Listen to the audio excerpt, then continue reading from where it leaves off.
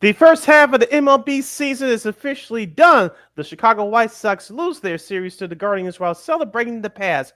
The Chicago Cubs take 2 out of 3 in the Bronx against the New York Yankees. What are their chances of winning the NL Central in the second half? Everybody migrates down to Atlanta for this week's All-Star festivities, including tonight's Home Run Derby. In Summer League action, are you watching? Are you watching? The Chicago Bulls are looking to improve. What did they do in the desert? We'll give you the results. We'll give you our top 10 tight ends to watch in the NFL for this upcoming season. Did Cole commit and or rookie tight end Colson Loveland made the list? We'll give you the answers. And we have an interesting old school TV Monday salute for this week's edition. That and a whole lot more is the Monday extravaganza starts right now.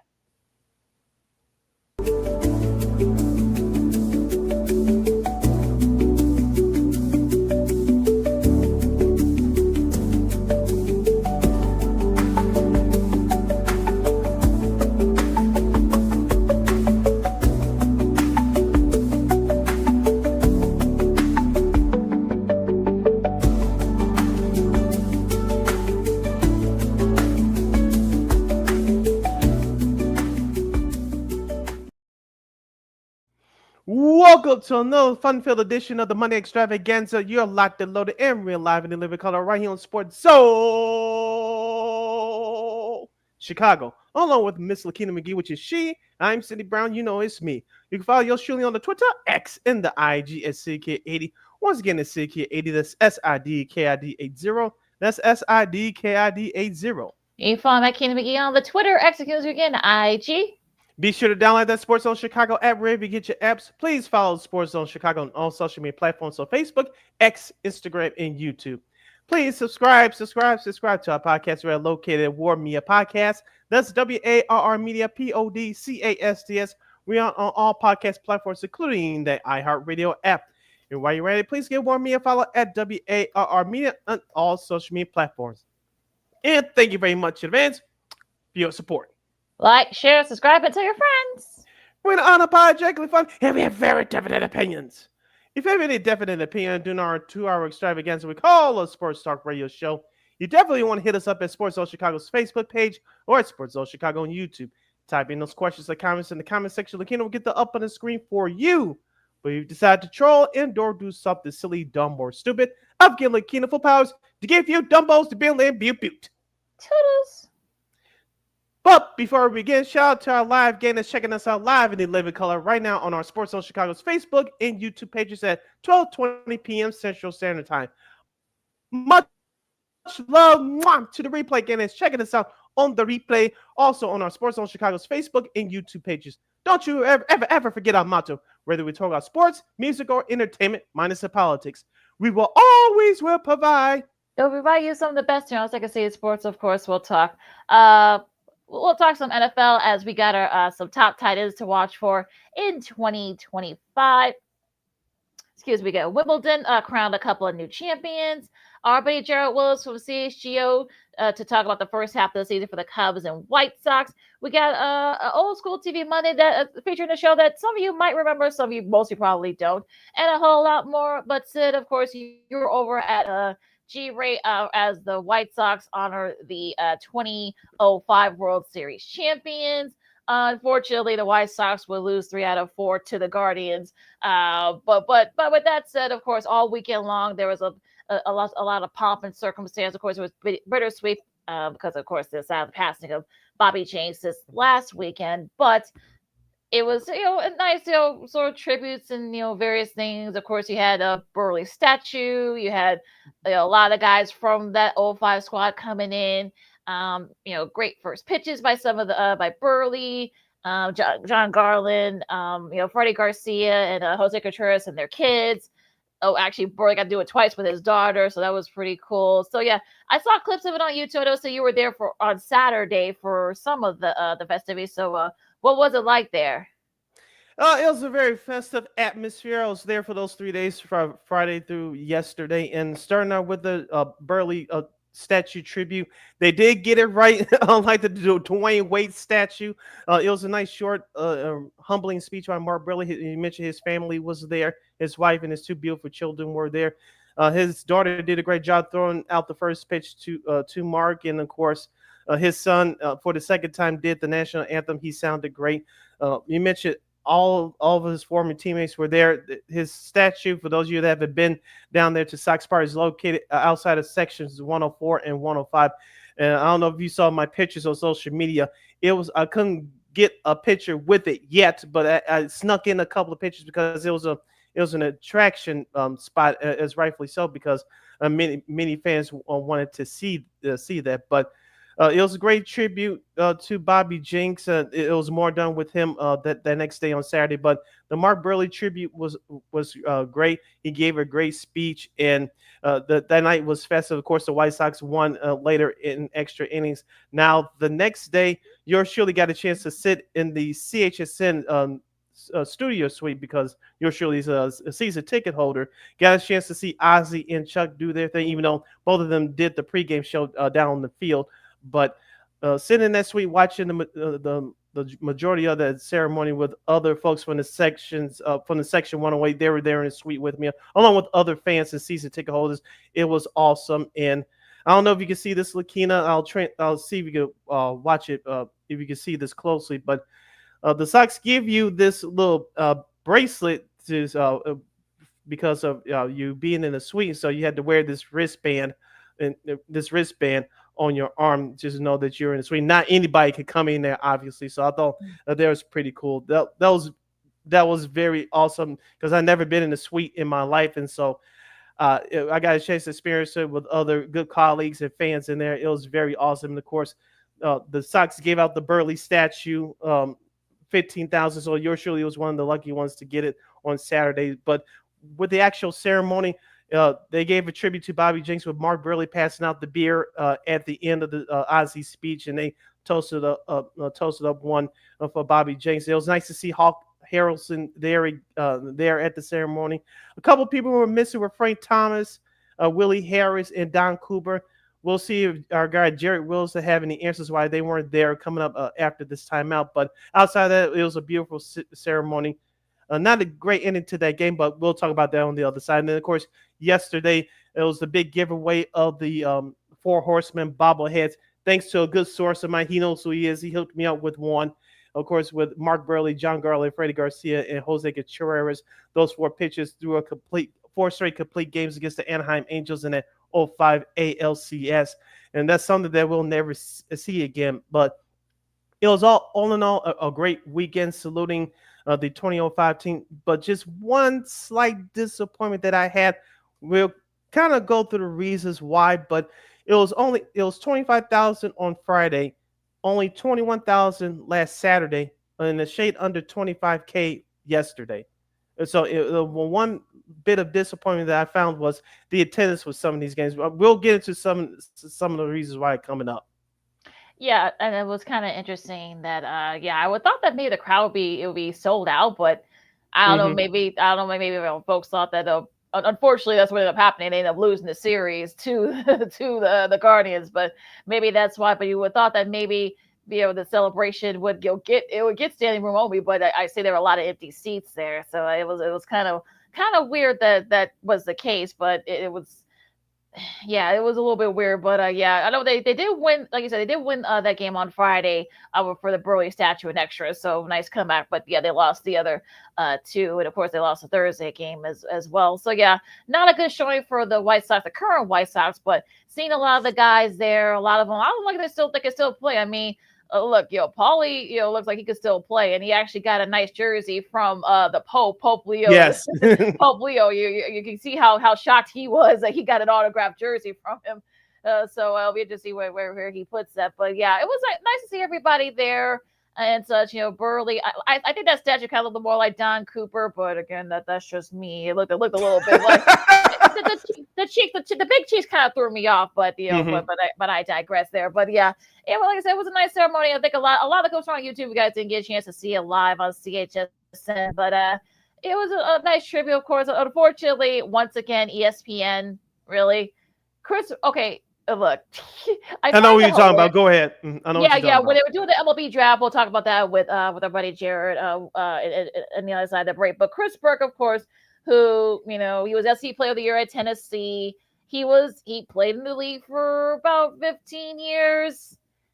He was on that Astro squad. Now, when he was doing the commentary, because they were doing commentary for during the MLB draft, unfortunately, they had him on there at the bottom. You saw the screenshots. So it's everywhere on Twitter X, but they had him as a 2005 World Series champion with the Astros.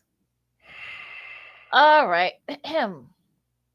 Yeah, so another more disrespect for the 05 White Sox, but really, hello, graphics department. Here's the thing. I know that mistakes happen. We all make mistakes, but something like that is just inexcusable. It was the Bobby Jinks tweet last week talking about he was on the roster when they won. He was an integral part of that team. We went through that last week. And this is no shade to Chris Berg. Obviously, he didn't see this coming, but whoever, whether it's writing scripts or tweets, you're supposed to check at least 3 or 4, 5, 6 times before you send it out, LaKeena? And especially with graphics, computer graphics on television, you're supposed to check that 3, 4, 5, 6, 7, 8, 9, 10 times before you put it on the air. You can't tell me that no one caught that. Obviously, they didn't. That makes no sense. Yeah, it's not his fault either. I mean, it's the graphics people that did that. So I don't want to hear people go to his mentions like, oh, you weren't part of the White Sox. I'm sure. Look, he was there. I'm sure he knows that. But yeah, another kind of like they always skip over the 05 White Sox, which is another good Lord. I mean, they should do a 30. Somebody said earlier, I forgot who it was on Twitter. They said they should do a 30 for 30 on people not knowing that the White Sox won 05. But that's I think it was Chuck Goffrey. I saw that tweet earlier this morning. Yeah, so yeah, he's not wrong in that. So we'll see what happens. Like I said, it was a great weekend to salute the 2005 White Sox, and we'll focus on the current White Sox, what's going on the field with our guy Jared Wyllys from CHGO, and we'll talk about the Cubs and the rest of Major League Baseball as we're at the official break for the All-Star Game. I'm Sid. That's LaKeena. Stick and say as you listen to the Monday extravaganza of Second City Sports right here on Sports Zone Chicago. Hey, it's your boy, the Superback, Sean Sierra, and be sure to follow Sports Zone Chicago on all social media platforms, on Facebook, Instagram, and our Roku channel. You can find us at Sports Zone Chicago, and on Twitter, we are at Sports Zone Shy. Also, be sure to download our mobile app so you can take Sports Zone Chicago with you on the go.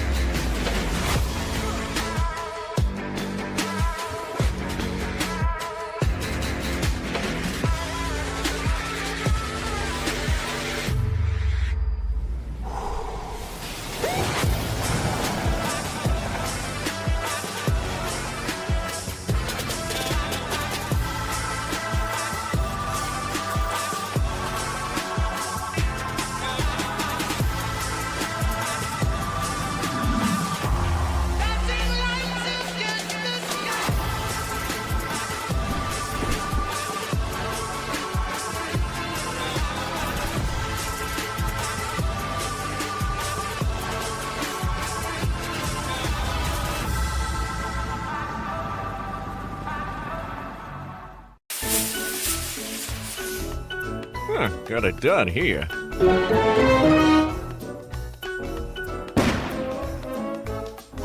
Ouch! And we're gonna make sure you lit this time. Ouch!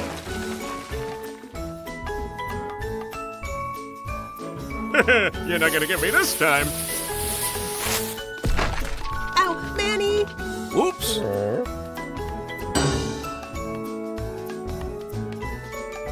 Let's try an easy one.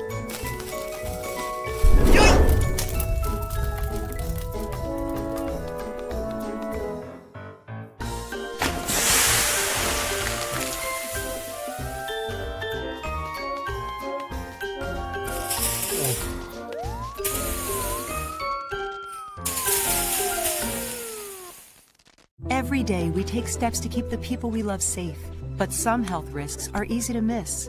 Ticks hiding in the yard can spread germs, like the ones that cause Lyme disease. Mice searching for food can spread bacteria that makes us sick. Mosquitoes lay eggs in standing water and can spread West Nile virus and more. Cockroaches are drawn to water in the home, leaving behind allergens that can trigger asthma attacks. Common pests can threaten our health. Learn how to protect your family at pestworld.org. Hey, this is Corey McGee, and I listen to Sean and Maya on the morning show.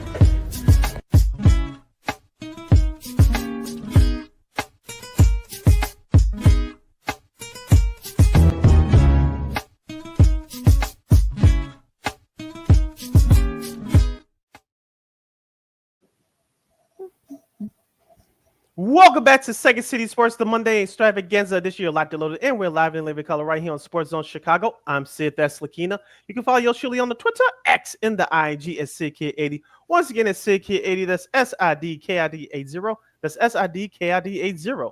You follow McGee on the Twitter, execute again at IG. We're going to continue the Cubs, Sox, and the rest of Major League Baseball talk for this segment with our special guests. If you have any questions or comments for us, you can definitely hit us up at Sports Zone Chicago's Facebook page or Sports Zone Chicago on YouTube. Type in those questions or comments in the comment section. LaKeena will get the up on the screen for you. He's the terrific baseball writer for CHGO. He covers Cubs, White Sox, does a little bit of everywhere in between. He's the one, the only, the super cool, and the fella is Mr. Jared Wyllys. Jared, how are you? Hi guys, good to talk to you today. I know it's been a while now, Jared. We got a lot to discuss with you, so let's just get right to it. Let's start with the White Sox. I know you were there for most of that series with the Guardians this weekend, celebrating the 05 World Series champs. Tell us what the atmosphere was like there. Yeah, it was an interesting mixture of like very celebratory. It was really cool to see so much of that 2005 team back there together. I think some of those guys hadn't really been back together since that year. So it was that, because you had the Mark Burley statue on Friday, then you had all the guys on the field on Saturday. And so there was a lot of excitement and like happiness there. But then of course, at the same time, there's a little bit of, there's some sadness over all of it, because Bobby Jenks isn't there. And his memory was honored in a few different ways. I'm sure, everybody saw the 45 on the mound. They're going to wear the patches on their jerseys for the rest of the year. Ozzie Guillen and a bunch like Jermaine Dye and a bunch of the players from that team talked about him. And they had that on-field toast, which I thought was pretty cool. To do that, where they all toasted in his memory, and had his wife and his kids were there, and Toby Hall was there because Bobby had asked him to go on the field in his place. I think what Toby told us was at a certain point, when Bobby realized that he one way or another he wasn't going to make it there, he said, I'd like you to go and walk out on the field with my family. And so Toby, he was on the 07-08 team, so he wasn't a part of the 05 team, but like he said, because I feel like I kind of was in a way, because I know all these guys really well. So yeah, it was a special weekend. It was a cool thing to see. And like you guys were saying right before I came on, for some reason, I don't know what it is, but for some reason that 2005 World Series, it's like ESPN in particular likes to pretend that it either didn't happen at all or happened differently. So yeah, it's a weird thing, but White Sox getting their due as they deserve. Yeah, before we brought you on here, Jared, I mentioned to LaKeena that I was there Friday through yesterday in the stands, and it was an electric atmosphere. But I want to go to the celebration last Saturday afternoon. And Ozzie Guillen, I don't know if you caught this. He mentioned it in his speech without mentioning names. Like he mentioned that he didn't understand why a couple of people weren't there. I know Aaron Rowan was on another podcast. He explained why he couldn't be there. So I think obviously he gets a pass. But I noticed that Frank Thomas wasn't there. Willie Harris wasn't there. He got mentioned by Gene Honda when they brought up Jermaine Dye to speak, and Don Bird, the pitching coach, wasn't. Two-part question here. One, did you notice what Ozzie said toward the end of his speech before you mentioned about the Bobby Jenks toast? And number two, can you explain why those three people that I mentioned weren't there outside of Aaron Rowan, of course? Yeah. It was interesting because even before Ozzie mentioned it, we noticed that in the press box, particularly, Frank Thomas, such a huge part of White Sox history, and then a part of that team. And his absence was notable in particular because he's usually around the team a fair amount. But unfortunately, we weren't really given an explanation as to why they weren't there or where they were. So it could, I don't want to speculate, but it could be something, just normal, simple explanation kind of thing. I'm not aware of any kind of bad blood or anything like that would have kept them away. There's none of that to my knowledge. And so my assumption is there was a understandable explanation for it, and maybe just not one that Ozzie was privy to beforehand. But it was kind of felt sort of weird to not have a couple of those guys there. In particular, Frank Thomas, because he's a player I grew up on. So part of it was, I wanted to see him, but nothing to my knowledge, no like dramatic reason why they weren't there. Okay. So let's talk about the the current White Sox. They're in last place. They're 32-65, so at least they didn't lose 70 games, which they were about set. They lost like 72 last year. So are we in the fun bad portion of the rebuild, Jared? Yeah, I think so. Because they're still bad, but they're clearly, I think they've taken a big step forward. This is a better team than last year. There's no question about that. And not just because the win-loss record is on a much better pace than last season. But there's actually guys there who you can see as potential parts of the future. So when you envision the next competitive White Sox team, there's some guys that are emerging as pieces of that puzzle, in my opinion, which is a part of what makes them fun to watch. Still not a great baseball team, but when I go to cover games now, I enjoy seeing what Chase Mydroth does. Miguel Vargas has really taken a big step forward this season. Some of these young pitchers who have really emerged. There's some dudes there now, and that was something that felt like they were missing in 2024. So yeah, I think we're in the fun bad part for sure. I want to talk about the starting staff, Jared, with you. And of course, Shane Smith will represent the White Sox at the All-Star game tomorrow. But Jonathan Cannon, Davis Martin, before he got hurt, I thought he was coming on, but now he's on the shelf. We don't know when he's coming back. But I want to focus in on Sean Burke. Outside of the Toronto start last week, I feel like he's really starting to come on, starting to figure things out. Outside of Shane Smith, who do you think is out of the starting rotation, it could have a breakout second half and say, hey, maybe this guy could be part of maybe of the winning team in the next 2 to 3 seasons? Yeah, there's two guys, and you've mentioned both of them, but first of all, like Jonathan Cannon, I think now that he's healthy again and should be back out there as a part of the regular part of the rotation, I'm hopeful for a strong second half from him because I think there's a lot of potential in that arm. But honestly, the guy that I'm really intrigued to follow going forward is Sean Burke, because he's had some rough patches. And then even what I saw from him on Saturday that stood out to me was when you see a young pitcher who is making like in-game adjustments, I think that's a really important thing to keep an eye on, because a lot of times these younger guys will go out and they'll kind of get blown up in the first or second inning, and then the start really spirals out of control from there. They're never really able to recover. But when you see them make that step forward to maybe I had to labor through a first inning like Sean Burke did on Saturday, but then he was able to get 4 more innings after that and figured out kind of how he needed to adjust. He talked after the game about they were covering the upper part of the zone on his fastball really well. So he said his adjustment was starting to come in lower with his heater. And so that's something I like to see from a young pitcher. And so I'll have my eye on him in the second half. Now, what about like a Michael Taylor or somebody like that? Do you think they could be someone that could be really, kind of like part of this new rebuild? Like you get your Edgar Carrolls, your Kyle Teals, like those guys are kind of like a good building blocks for the White Sox. What do you think? Yeah, I agree. I think, when you're talking about Caro and Teal, those are building block pieces. Those are long-term guys.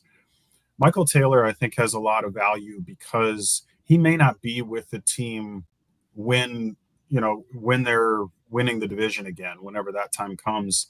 But I think some of like the foundation that he's a part of laying right now, you will see the fruits of that maybe years from now after Taylor's not even on the roster. And that's something that probably doesn't get talked about enough. Because he's a veteran presence that like young guys are learning from his routine, how he approaches the game, how he responds to, the natural ups and downs of the season. That's Taylor. That's a guy who has been through it. He's been on a World Series winning team. He's been through some of the ups and downs. And so he knows what it takes to get through some of this stuff. And so, yeah, he may not be directly a building block, but I think you will see there's going to be stuff in the years ahead that will be because he was on the team now. We're talking White Sox, Cubs, and the rest of Major League Baseball with our guy Jared Wyllys from CHGO right here on Second City Sports on Sports Zone Chicago. Sid LaKeena here with you. Jared, speaking of the veterans on the White Sox, let's talk about Luis Robert Jr. I know he had an RBI over the weekend against the Guardians. What can Chris get for him, assuming that he stays healthy between now and July 31st? What can Chris get for him, and what can he get for a guy like Andrew Benintendi or Mike Tauchman? Yeah, of those three guys, I think it's tough because, with Luis Robert Jr. in particular, the potential is so great still. He's nobody needs to be told he's having a down year. But I think general managers look at his age and they look at the numbers he's produced when he's been healthy. And I feel like there has to be at least one team that believes they're going to have the key to sort of unlock keeping Luis Robert Jr. healthy, because that to me is 100% the difference maker. If that guy's healthy across a full season, he's going to win you a division.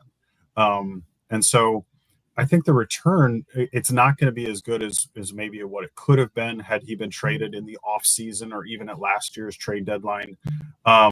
But I still think there's plenty of value there because he's young, monster potential, and still like cares about getting better. I think sometimes his demeanor might make people think that there's like this, almost like he's lackadaisical or something. And it's not that.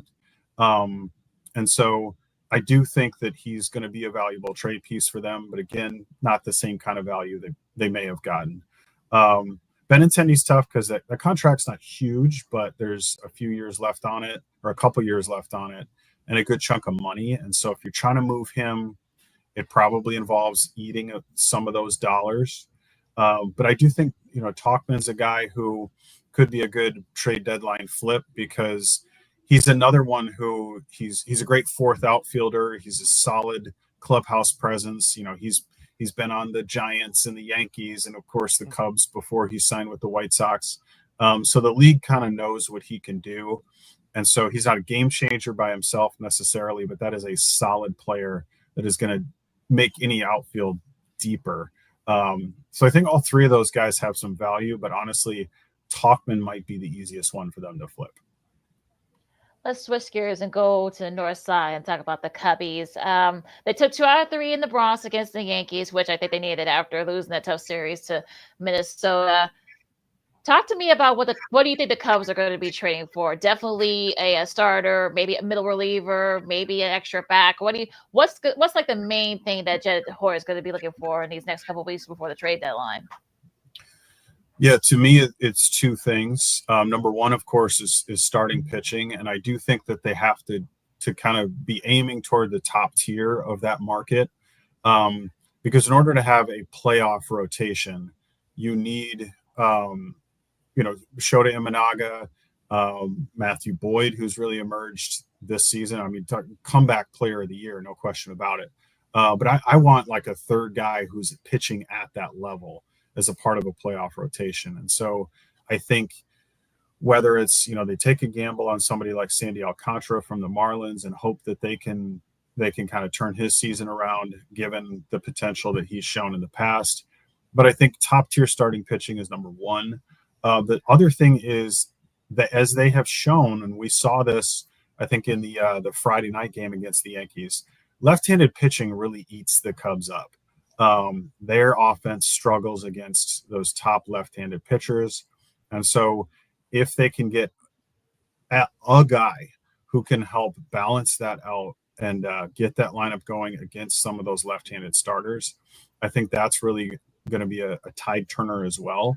And so those are the two things I have my eye on for the Cubs: is top tier starting pitching and a bat who's going to handle left-handed starters better than the lineup that they have now has.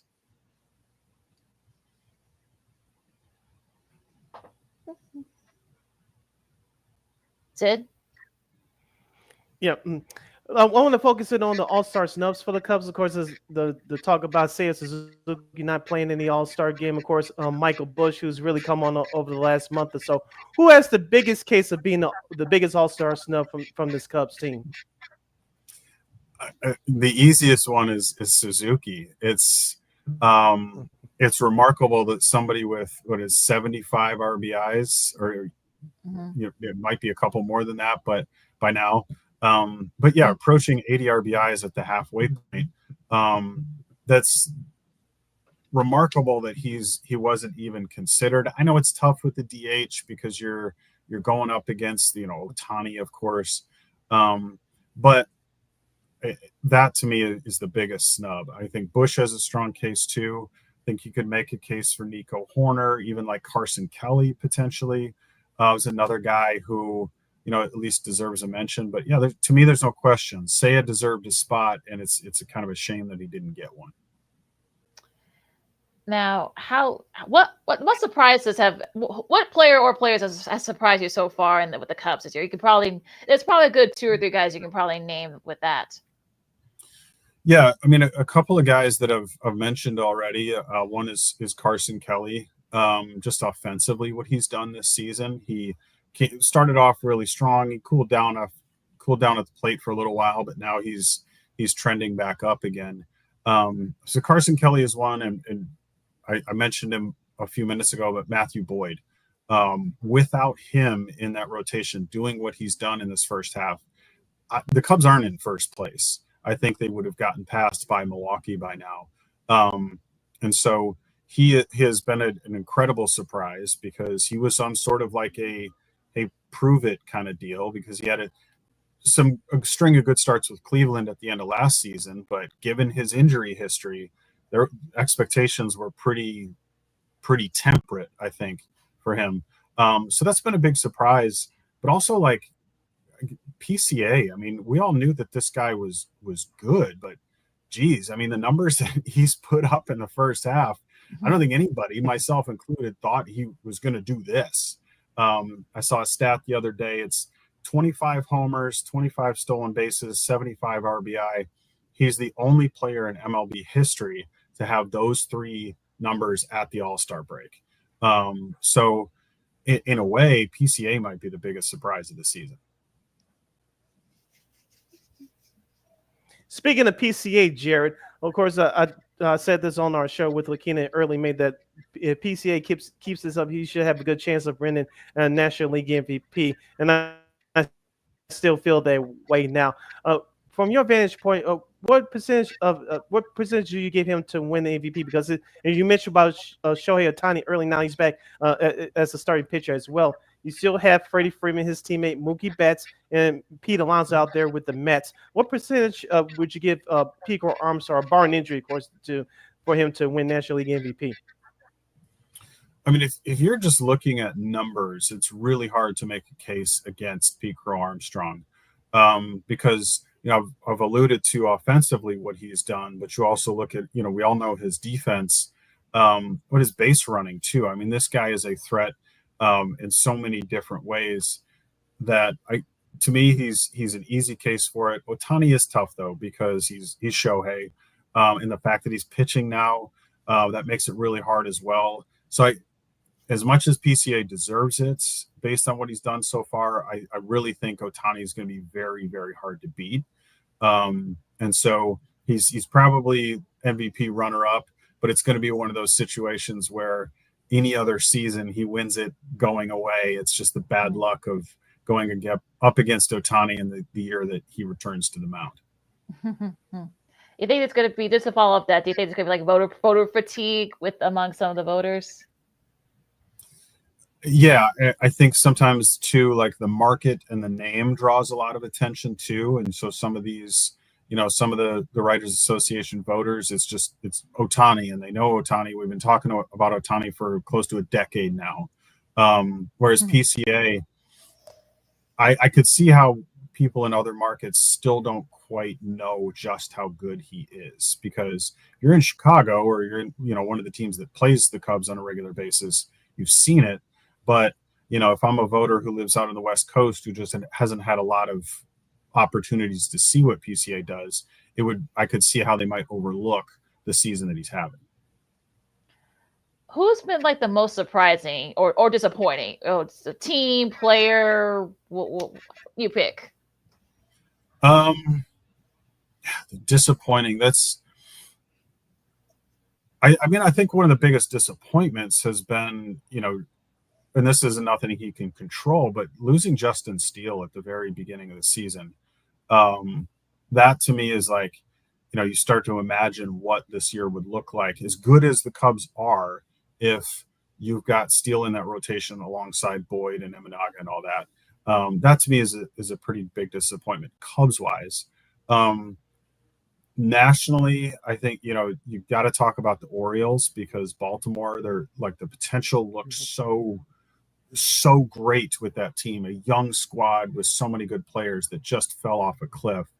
If I had more time or opportunity, I'd love to kind of dive into just what exactly went wrong with that team, because I am curious about it. But yeah, that to me, kind of on a national level, is you got to look at Baltimore and just shake your head, like, what in the world happened there?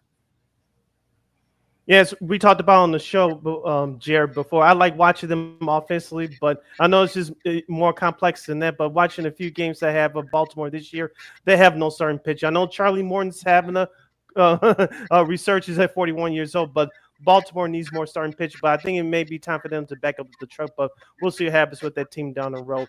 We head down the home stretch with our guy Jared Wyllys from CHGO right here on Second City Sports on Sports Zone Chicago. Still LaKeena here with you, talking Cubs, Sox, and the rest of baseball. Jared, we know we turn into the All-Star game tomorrow night. We know that baseball has been slow to rule changes over the last several years. The pitch clock, which actually I like, and has been done wonders for the game. Not only watching it live, but especially on television.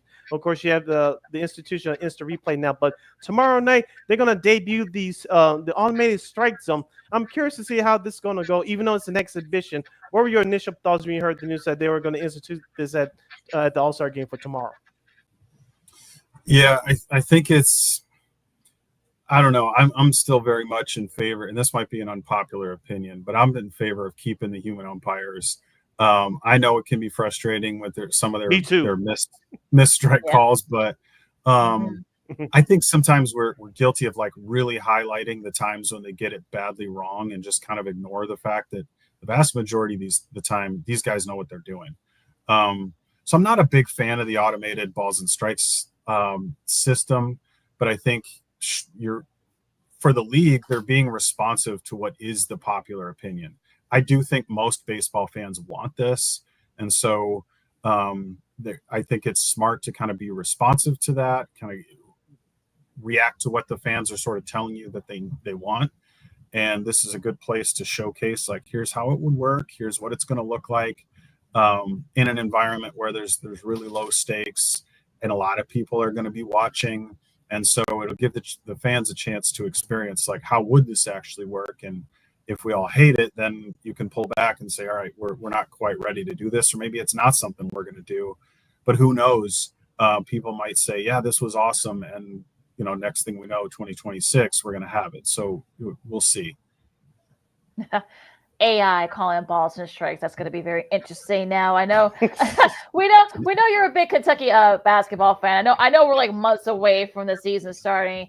But they had a solid season under first year coach Mark Pope. Got all the way to the Sweet 16. They lost to SEC rival Tennessee.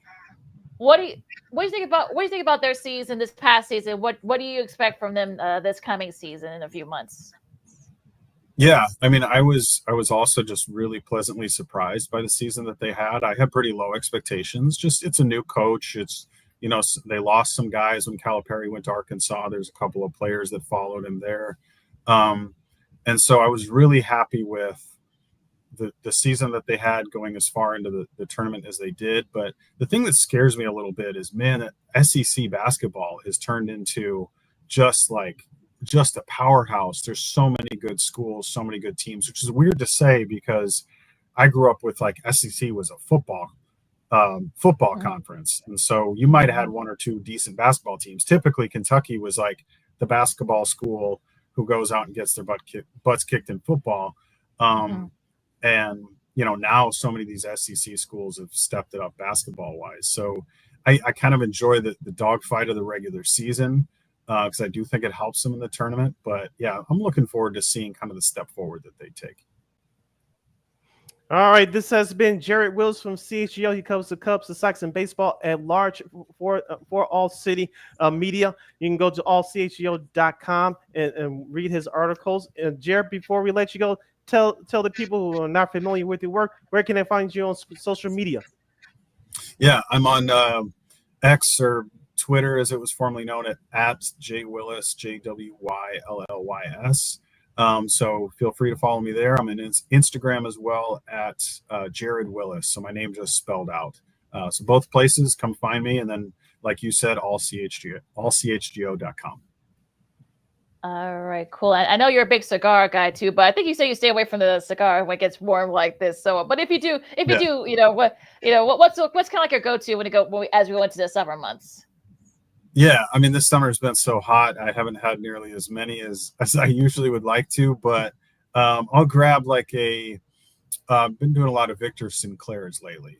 So if it cools down a little, I'll grab one of those. Nice. All right, this is Jared Wyllys from CHGO, friend of the show. Jared, as always, thanks for taking the time, and hopefully, when in this weird saying this coming out of my mouth, but when LaKeena's Cubs clinch the NL Central and they're prepping for the playoffs, if we have time in your schedule, we'd love to invite you back to preview the potential Cubs long playoff run. Sounds good. Let's do it. All right, cool. Thanks, Jared. You stay cool, and we'll talk to you soon. Thanks, guys. All right, thanks, Jared. All right. Thanks. Okay. All right, that was Jared Wyllys from CHGO. Got a towel off here. So hour number 1 in the books, hour number 2 coming up here on Second City Sports. On Sports Zone Chicago, we still got Old School TV Monday, a show that you guys might remember, but you mostly probably have not. We'll talk about that too, of course. Sid's got a list. What list you got this time on the NFL side? The courtesy of our good folks at ESPN.com. Top 10 tight ends to watch for this upcoming 2025 season. Did Cole Kmet and or Colston Loveland, the rookie, make the list? We'll give you the details coming up. Also, too, we'll talk a little bit of Wimbledon as they crown new champions. Summer League. Do you guys care? Well, I guess we'll say it that way. We got some sports media news and so much more. LaKeena, McGee, Sidney, Brown, Second City Sports on Sports Zone Chicago. Hour number 2 coming up right after this. Hey, it's your boy, the Superback, Sean Sierra. Hey, it's your boy, the Superback, Sean Sierra, and be sure to follow Sports Zone Chicago on all social media platforms on Facebook, Instagram, and our Roku channel. You can find us at Sports Zone Chicago, and on Twitter, we are at Sports Zone Shy. Also, be sure to download our mobile app so you can take Sports Zone Chicago with you on the go.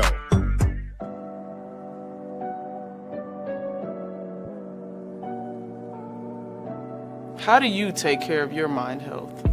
For my mental health, I meditate in the mornings. I have my dogs.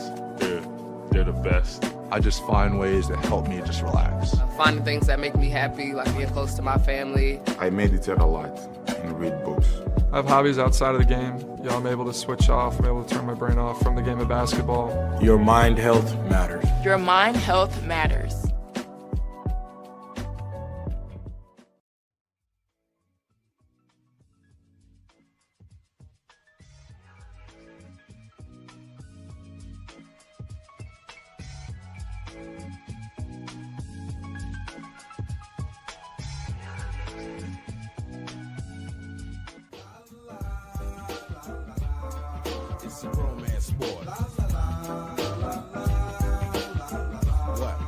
It's a romance sport like that.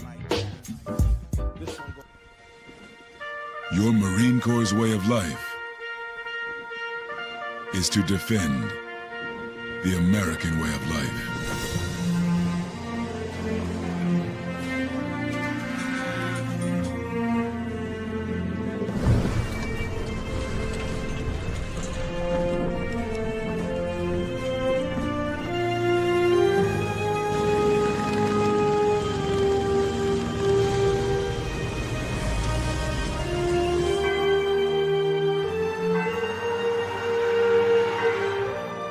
Every day, no matter where we serve, we take a stand for our nation, for each other, for us all. The few, the proud, the Marines.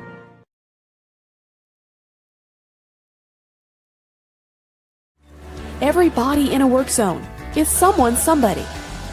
This is my mom. She works for KDOT. This is my dad. This is my mom. This is my daddy.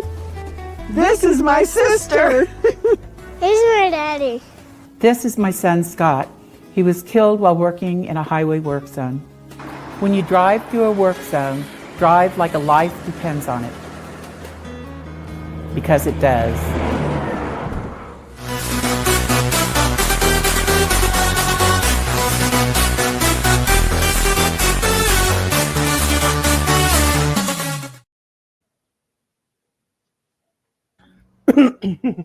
Welcome back to hour number 2 of Second City Sports on the Monday extravaganza edition of Locked and Loaded, and we're live in the living color right here on Sports Zone Chicago. I'm Sid. That's LaKeena. You can follow yours truly on the Twitter, X, and the IG at SidKid80.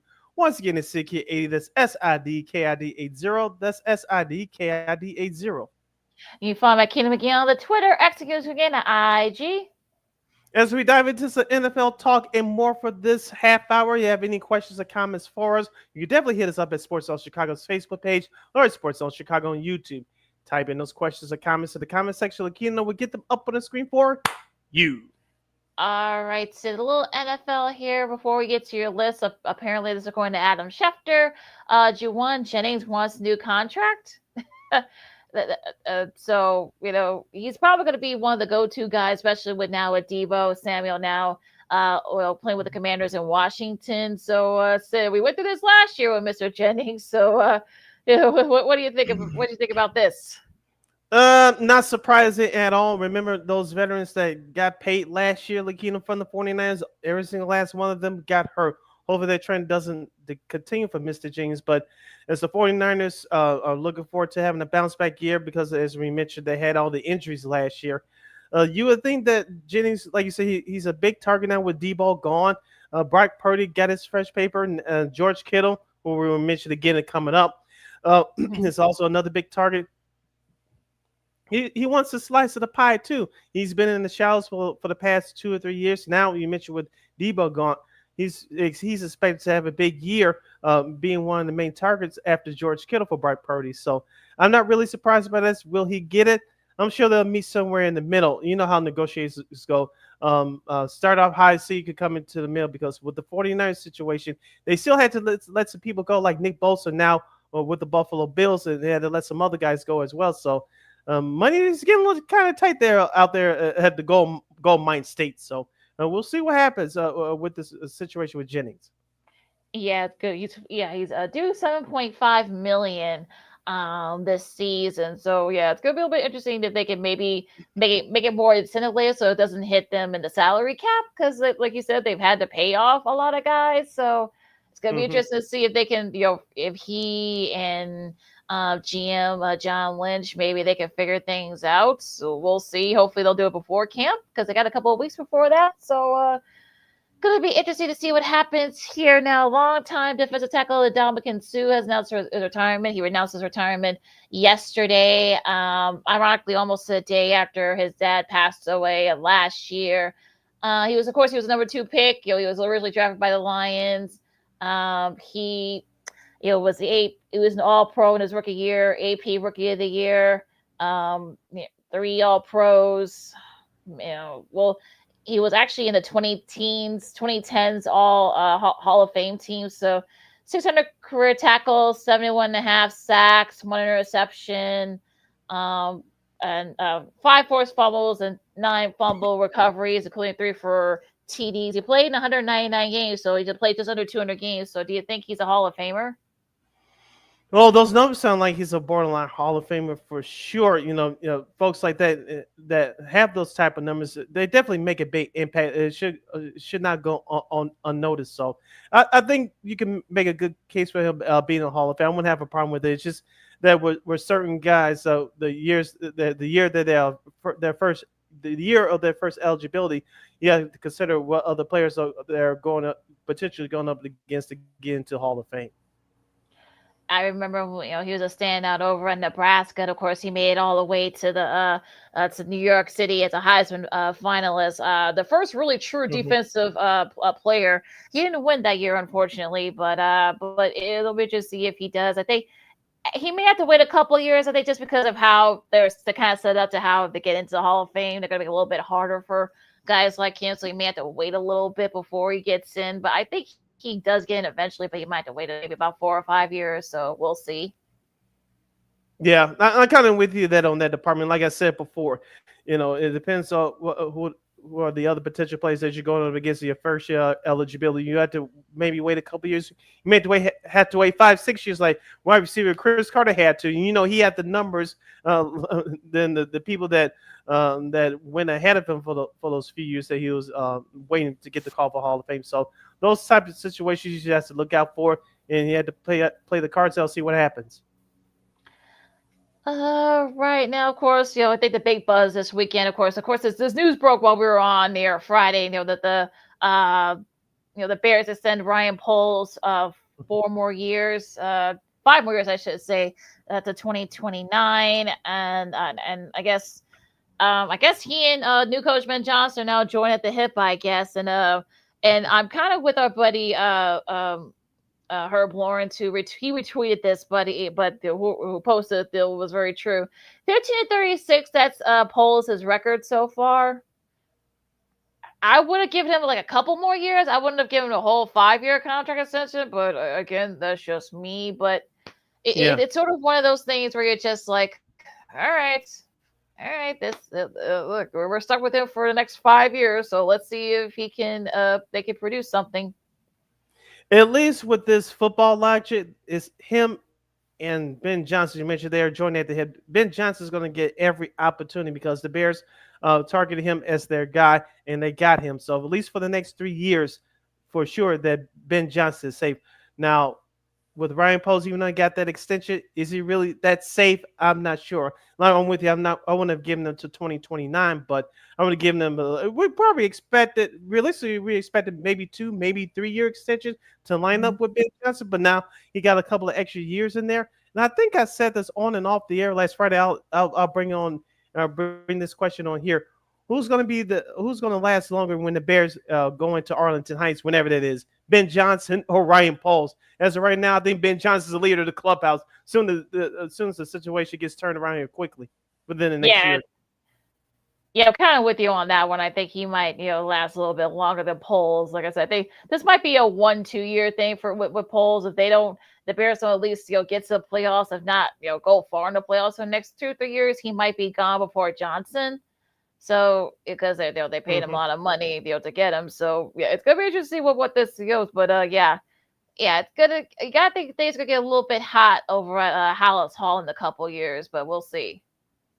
Yeah, you mentioned, like you said, Ben Johnson will be given every opportunity to turn this thing around. I think he's safe for this year and perhaps next year, but after that, it's up in the air. Ryan Poles, I think he is safe for this year, but if the Bears don't make the playoffs the next 2 years, which is this season or next season, that contract extension won't mean diddly poo, other than he's going to get a big check for George McCaskey. So I think Ryan Poles, even though he's secure for now contractually, he's still, in my opinion, is on a hot seat. The Bears definitely got to make the playoffs the next 2 years for that contract extension to be valid, in my opinion.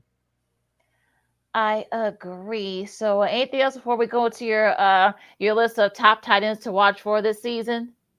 Let's get into the list of the top 10 tight ends to watch. I caught this article over the weekend, courtesy of Jeremy Fowler at ESPN.com. He had his list of the top 10 tight ends to watch for this upcoming season. Checking it at number 10, he's at age 28, David Njoku of the Cleveland Browns. He had a good 2023, but struggled with injuries in 2024. He had 5 touchdowns off of 64 catches. We all know that the Browns are going through another transitional year with a different quarterback, Shedeur Sanders, for now.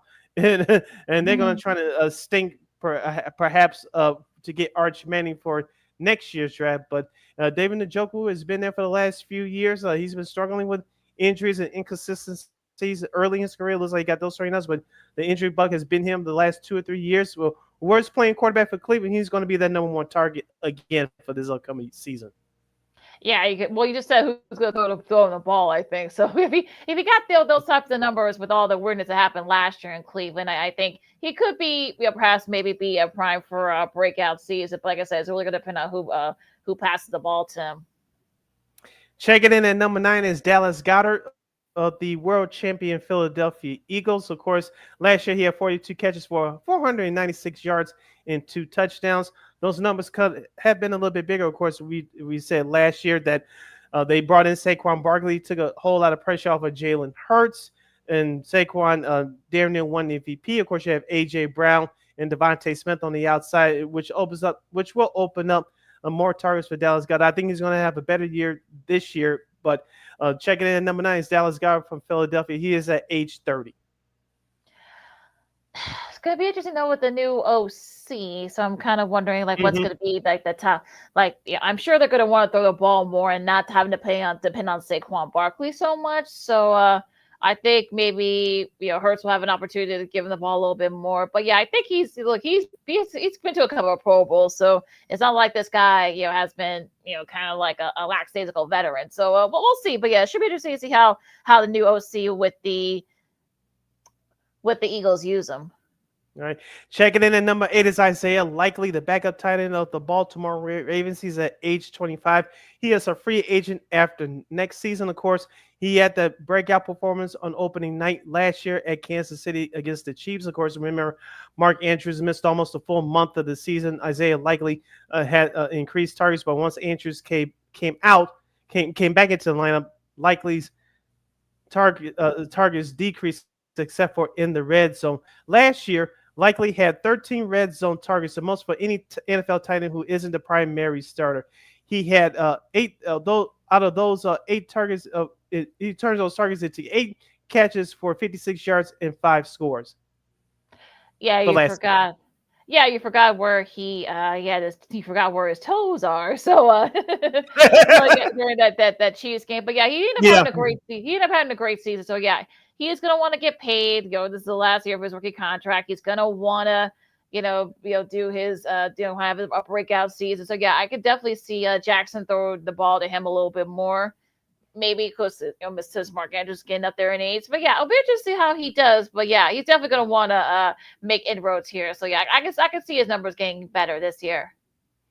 Checking in at number 7, tight end for the Minnesota Vikings. This list of tight ends, Checking in at number 7, T.J. Hockenson of the Minnesota Vikings. Of course, we saw his career blossom with the Detroit Lions. They traded him to Minnesota a couple of years ago. Last year, he struggled with injuries. I think he only had 68 yards total in catches last year. Mm-hmm. He's going to be expected to have a bigger year, but as we said before with the Minnesota Vikings, we'll dive more deeper into them as training camp starts in a few weeks. J.J. McCarthy is the biggest unknown with that Minnesota Vikings offense. Of course, we saw what they did with Sam Darnold last year. Now he's with the Seattle Seahawks. With J.J. McCarthy, assuming that they're going to focus on running the ball at least to start the year, you already have Jordan Addison and Justin Jefferson both on the outsides. If J.J. McCarthy gets on the hot streak there, I think T.J. Hockenson's numbers can increase because Jefferson, as we mentioned, he's a top 3 wide receiver in the game. Jordan Addison is a great number 2 at his right hip. This is going to open up some more targets for T.J. Hockenson, provided that he stays healthy. Yeah, I think it could be but like you said, we've been saying it for like the last like 2 months. It's ever basically since the season ended. JJ McCarthy's going to be the biggest unknown here for the Vikings, and they've got everything else set. I mean, look, they've got Hawkinson, they've got the great wide receiving core, of course, Justin Jefferson, among others.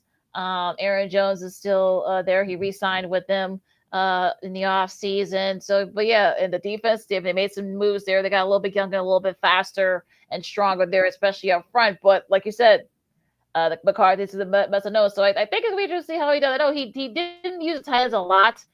He didn't use the tight ends a lot when he was at Michigan. So maybe Coach O'Connell's gonna want to do the same thing here with McCarthy. So yeah, I can see Hawkinson perhaps maybe getting a solid year this year. But like I said, the biggest unknown is McCarthy.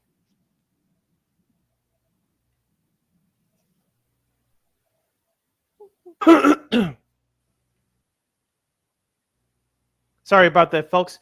Finishing up the first half of that list, checking in at number 6 is Mark Andrews of the Baltimore Ravens. He's at age 29. We mentioned when we talked about Isaiah Likely just a couple moments ago. Mark Andrews started off last year injured, but made his presence felt when he came back from his injury on 69 targets last year. He had 55 catches for 673 yards and 11 touchdowns. Of course, we all know what happened to him in the playoffs last year with that drop pass in the playoff game at Buffalo last year. Was it indicative of his career, of his season? No, but he's still a sure-handed tight end in the National Football League, and definitely is still going to be expected to be the number one security blanket target for Lamar Jackson for this upcoming season.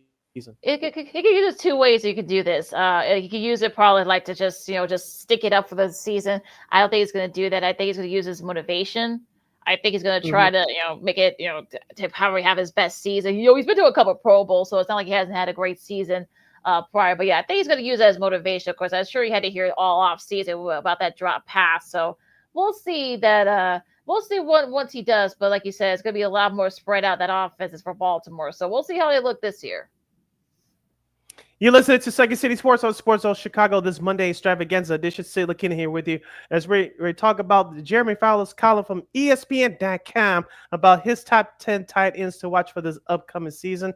And let's finish up the top half of the list. Checking in at number 5 at age 35 is Travis Kelce from the Kansas City Chiefs. We all know that they lost their bid last year to Philadelphia in the Super Bowl 3-peat. Travis Kelce is one of the best tight ends numbers-wise in his era. As we talked about the last couple years, LaKeena, he's getting up there in age with all the struggles at the wide receiver position for Kansas City. Patrick Mahomes still trusts Travis Kelce, especially in clutch time, and I don't expect that to be any different for this upcoming year. He's going to be 36 in October. So you got to wonder, I'm sure there's been a lot of wear and tear. He's been able to, knock on wood, he's been able to avoid any really serious injuries.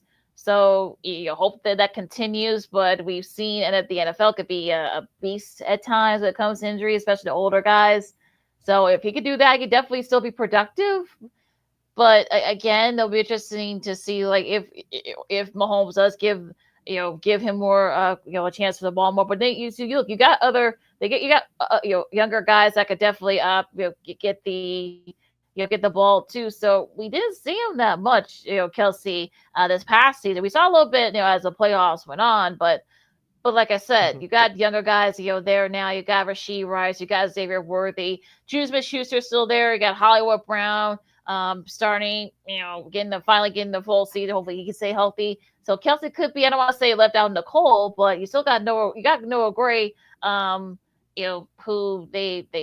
who they drafted a few, who actually just picked up, who they drafted a few years ago. They haven't been able to see how he's been doing. So we may not see Kelce that much this year, but but it'll be interesting though. Yeah, remember he was MIA in the Super Bowl until the fourth quarter where the game was out of hand. And Kelce still led the Chiefs in targets last year with 133. Check it in at number 4 is Trey McBride of the Arizona Cardinals. So, of course, he got fresh paper in all season, $76 million. Of course, he's Kyler Murray's number 1 target. His 147 targets last year ranked second among tight ends. And McBride turned those targets into a 7.8 yards per clip. we saw him a lot during that Bears game when the Cardinals just shellacked the Bears last season. So, Yes. so yeah, I mean, look, we look. I mean, this is a guy that definitely is due here. I remember him seeing him at Colorado State, and he's becoming one of the better like younger tight ends. Like I'll say under 30 tight ends, I guess if you 25 and under tight ends, I should say. So he could definitely be one of those guys. We'll see how how Arizona looks. I mean, people say Arizona could be a sleeper in that NFC West. So I think he's definitely a big reason why. I think with him and maybe Marvin Harrison Jr. perhaps maybe he can have a breakout season. Maybe Arizona could be a sleeper for some teams in the West NFC West. But yeah, I think he's definitely right there. I think he's primed for another breakout year. I think. And he's young enough to do. He's at age 25. Checking in at number 3, Sam Laporta of the Detroit Lions. Speaking of Ben Johnson, now former ex-player, Laporta's production dipped in year 2. He finished with 60 catches for 726 yards and 7 touchdowns. Of course, he had a breakout year a couple years ago during his rookie year. We talked about Jared Goff being the toast of the town for the Detroit Lions. Of course, they have a great wide receiver, Amon St. Brown. Of course, you have Jahmyr Gibbs and David Montgomery as your 1-2 tandem as far as running backs are concerned. Now with the new OC for the Detroit Lions, we'll see how many targets that Sam Laporta will get for this year, because even though that offense, John Morton, the new offensive coordinator for Detroit, yes, he worked under Ben Johnson for the last several years, but this is still going to be a new offense without Johnson anymore. So how many targets that Sam Laporta is going to get? Will it slightly increase or will it slightly dip? We'll see what happens, especially during this first month of the season, or the regular season, when they kick it off in September.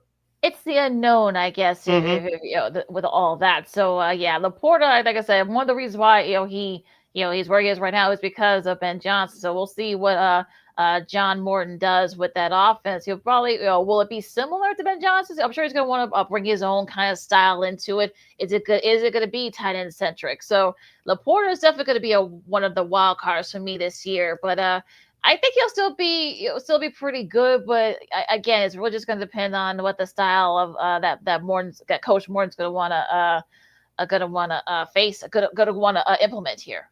Yep.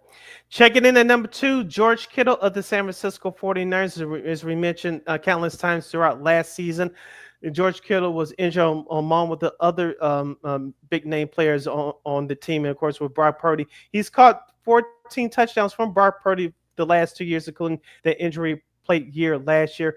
We saw him in the Super Bowl a couple years ago against Kansas City. He had another good game. He's the big target on the team. We talked about the situation with Juwan Jennings earlier, but George Kittle, when healthy, he's still a big target for San Francisco, and one of the best tight ends, versatile tight ends in the league. Not only that he could block, but he definitely can go out and get it as well.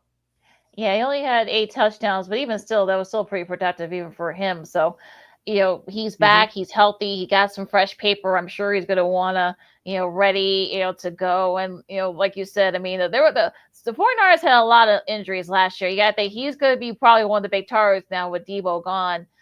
So it's going to get interesting to see, like, what Kittle does. I'm sure he wants to kind of fulfill that big contract he got. So, yeah, I could definitely see him perhaps maybe, showing to show people that, hey, look, he's still very formidable tight end. Check it in at number 1. He is at age 22. Brock Bowers of the Las Vegas Raiders. He set all kinds of records for rookie tight ends last year. 112 catches for 1,194 yards. And here's the thing, LaKeena. He had about 3 or 4 different quarterbacks thrown to him last year. There was no stability at the position for the Raiders. Now, I'm interested to see him. Now he's going into year 2 out of Georgia, now with new head coach Pete Carroll. How will he be used? Will it be used in his proper position? Is lined up as a tight end most of the time? Will it be used as a wide receiver every once in a while? Because now you have Ashton Genty, the rookie running back out of Boise State. As of right now, you have Geno Smith being the starter. Brock Bowers, he's going to see a lot of double teams. Will he still put up similar numbers in year 2? He's going to be a focus on many defenses this year. We'll soon find out, see what he's made of in year number 2. Yeah, I'm sure there's more tape on him now, so you got to think that he might be used more as a blocking tight end, I guess. So that might bring that might open up things for guys like your Jacoby Myers, your Trey Tucker, your Dante Thornton Jr. They got a very young core in general. The Raiders do. So we just see what Pete Carroll does. He doesn't really use a tight end that much for the most part. So that's gonna be interesting to see like how that style kind of sort of fits into what Browers looks for, because it's gonna be very tough for them, because you got Geno Smith, of course you got Chip Kelly. Chip Kelly's back in the league, so he doesn't usually like using tight ends, so it's gonna be interesting to see like how Browns is gonna be used. I mean, like I said, they may use more of as a blocker and not as or maybe more as a receiver. So that might be interesting to see how, kind of like I said, they'll open up things for guys like that. And here's Jeremy Fowler's honorable mentions. We won't give you all of them, but there's a couple that I thought was very interesting. Hunter Henry for the Patriots. I think the Patriots is going to shock some people this year. We'll discuss that down the road. Dalton Kincaid of the Buffalo Bills. Evan Ingram now of the Denver Broncos. And, of course, Cole Kmet, he has here is number 4 from the Chicago Bears. Now let's bring it home to Chicago. LaKeena, I'm interested. We talked about this before. I'm interested to see how Ben Johnson uses Cole Kmet. Of course, there was some rumblings during minicamp. Oh, is Cole Kmet out the door since they drafted Colston Loveland out of Michigan? Will Cole Kmet be used more as a blocking tight end? Will they use him and Loveland in a 2 tight end set? Will one of them be used as a wide receiver? There's another great unknown here. Ben Johnson's trying to install his new offense for this Bears team. That's really going to be the thing here, and we know he does this. He uses tight ends a lot, but like you said, I mean, Loveland, kind of supposedly fits the style better. So we'll see where Kmet does fit into this, but like we mentioned before, it's gonna be kind of interesting to see like where all this sort of like entails with that offense. I'm sure it is going to look very similar to Detroit's, but again, Detroit had the talent. So we'll see if maybe there is room for Kmet with this offense. So I think that's really going to be the wild card here for me. But I'm kind of, I don't want to say intrigued, but I'm interested to see like how all this sort of manifests. So yeah, we'll see how Kmet does. Because look, y'all paid him all that money, so you better use him. Somebody yeah, I was just gonna bring that up because there's pressure on him because he got paid a couple of years ago, and I defended him on this show saying that he's been misused by 2 coaching staffs at the end of Matt Nagy era, and of course Matt Evilhouse, who was in over his head a lot. They didn't know how to use him the last couple of years. So this is a big year for Cole Kmet, and hopefully Ben Johnson uses him in the right situations. And let's see how everything else in front of them falls into place with that offensive line, with DeAndre Swift back as the main running back for the Chicago Bears. I know Kyle Monungai, that 7th round pick out of Maryland, with the rookie running back. It looks like he's going to get some touches in this offense. So if that's the case, where will Cole Kmet fit in this offense next to Colston Loveland? Like I said, will they be used together in certain formations? Will Colston get more targets? Or will Cole Kmet be, like you said, the mostly blocking? We'll see what happens. Definitely, these are one of the storylines that will be intrigued by once training camp starts with this Bears team in a couple of weeks. Yeah, I mean, it'll be interesting to see what Declan Doyle does with that offense, especially with Kmet. Like I said, we said it for like the cows come home, but he got paid a lot of cash, so you better use it in some way, because if not, I know he hasn't said that he would want to leave, but you wonder if, especially if the team doesn't go into a good start, that's going to be sort of like the big $1 million question here. Yep. And training camp for the Bears starts, I believe, in another week or so. So, like I said, there's a lot of questions that are going to be on the table. That's already on the table that they'll have to be answered as training camps begin around the league, including here in Chicago for the upcoming 2025 season.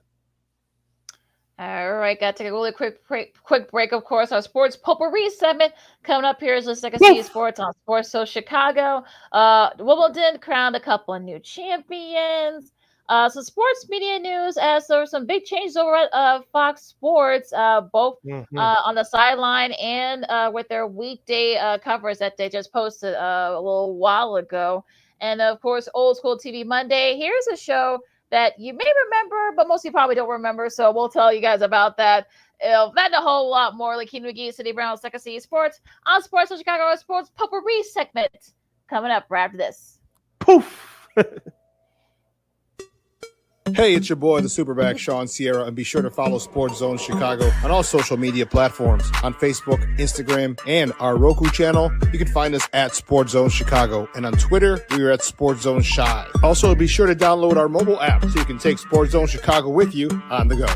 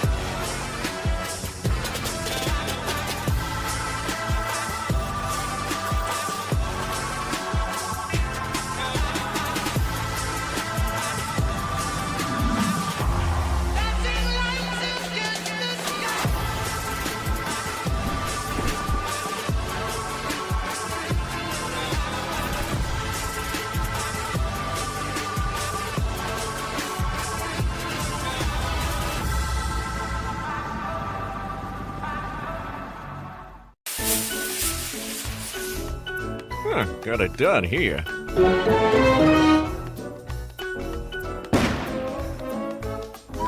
Ouch! And we're gonna make sure you lit this time. Ouch!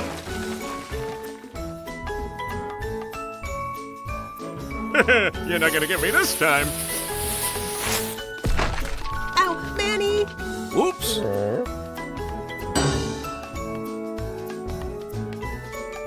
Let's try an easy one.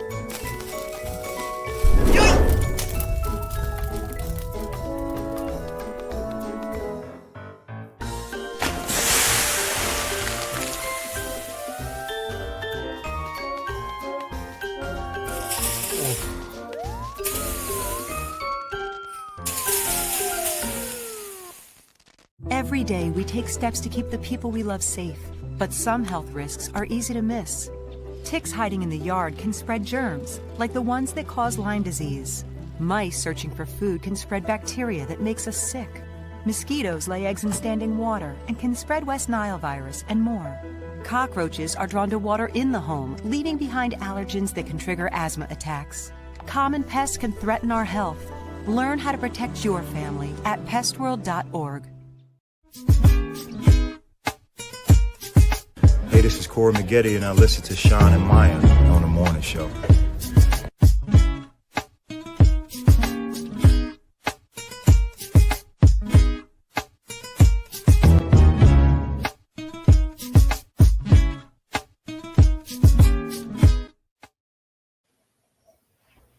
Welcome back to Second City Sports on this Monday extravaganza edition. I'm Sid. That's LaKeena. You can follow yours truly on the Twitter, X, and the IG at SidKid80. Once again, it's SidKid80. That's SIDKID80. That's SIDKID80. You can follow LaKeena McGee on the Twitter, X, and the IG. This is our sports potpourri segment, our last break of the show for today. So if you have any questions or comments for us of any of the topics that we discussed thus far on the show today, you can definitely hit us up at Sports Zone Chicago's Facebook page or at Sports Zone Chicago on YouTube. Type in those questions or comments in the comment section. LaKeena will get the up on the screen for you. All right, so let's go to the courts of tennis first, and the championships. Wimbledon, we got a couple new champions there that were crowned over the weekend. Well, actually, they're both have won Grand Slams, but they just said this is going to be their first Wimbledon. We'll start Iga Swiatek. She beat Amanda Anisimova, goose egg, 6-love, 6-love. That was not a. Safe to say that after she went up 3-love, I was like, yeah, I'm done. And then unfortunate, but look, a nice showing by Anisimova.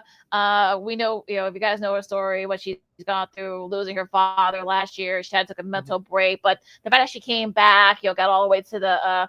Definitely a true Cinderella story. So, she was definitely, she got a little nice little payday too. I think she got more money, from going all the way to to the runner-up. That she has her whole career. So definitely there. But also for Swartz, this is her first Grand Slam title in 2 years. This is her sixth Grand Slam. Now the only title she has not won is, I believe, the French. So, but yeah, she's won the rest of the other Grand Slam. This is her first Wimbledon. So, but yeah, nice to see her back on top of the winner's circle. Yeah, total domination. Just like in life, is we all get knocked down, but it's how you respond. And she definitely responded like a champion for sure. Just getting back out there on that court is a is a victory within itself. But just to dominate like she did in the finals, that was very impressive. So she deserved that victory, and 2 thumbs up from yours truly. Now going to the men, Yannick Sinner wins his second Grand Slam, his fourth overall. He got his revenge against Carlos Alcaraz. Remember we talked about a month ago, Sid. He had 3 match points at the French. Wasn't able to fulfill. Alcaraz came back and won it. Now it kind of reversed that. Yesterday, Sinner basically beat Alcaraz and just didn't really get a chance to do anything. He beat him in 4 sets, all 6-4 scores, 4-6, 6-4, 6-4, 6-4, and his first Wimbledon, and which if you ask him, I know he said this during the post match stuff. He thought that he could win this one. Because, like I said, hard course is more his thing. We're getting to the hard course season, in a little bit here. But yeah, the fact that he's able to come back and exercise those demons, if you will, and now he's got his first Wimbledon, and kind of like he basically said in Italian, "Suck it to the haters."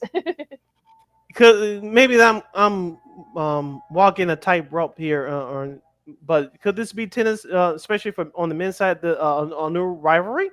Maybe. They've won the last 7 Grand Slams, and this is the third time they face each other in a Grand Slam final. So, I mean, and they're both in their 20s. I think Sinner's about to turn 24, I think, next month. Alcaraz just turned 22. So yeah, these guys are still young, and I think both of them have said that, look, they want to keep doing it, and as long as they avoid any major injuries, I think they could be able to perhaps maybe be that new rivalry, if you will.